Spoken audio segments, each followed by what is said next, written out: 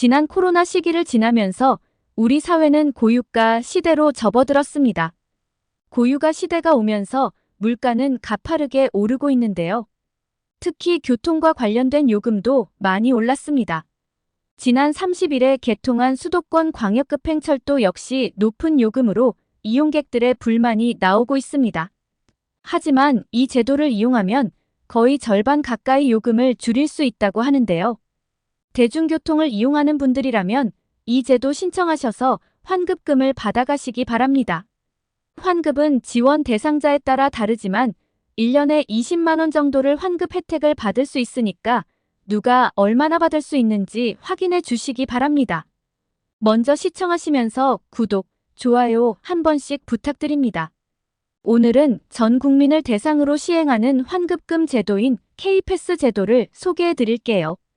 최근 국토부에 따르면 수서에서 동탄 구간을 지나는 GTX의 요금이 무려 4,450원으로 책정되었다고 합니다. 하지만 매일 출퇴근을 하는 직장인 입장에서는 이번을 이용해야 하기 때문에 하루 교통비만 9,000원씩 사용해야 하는 것인데요.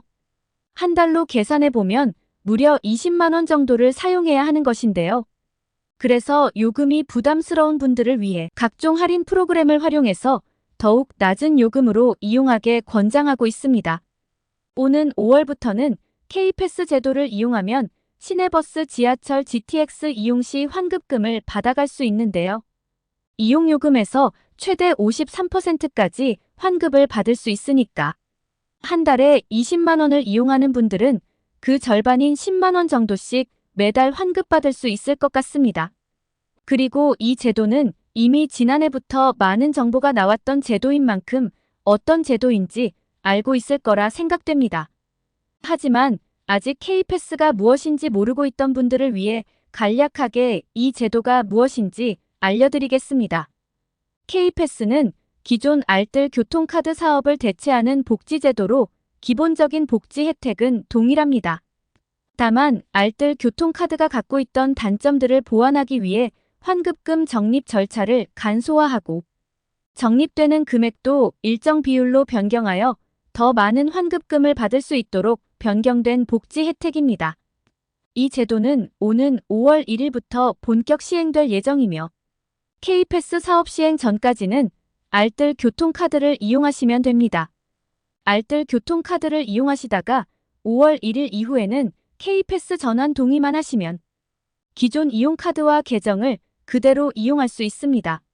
그럼 알뜰 교통카드와 비교해 보면서 어떤 점이 바뀌는지 알려드리겠습니다.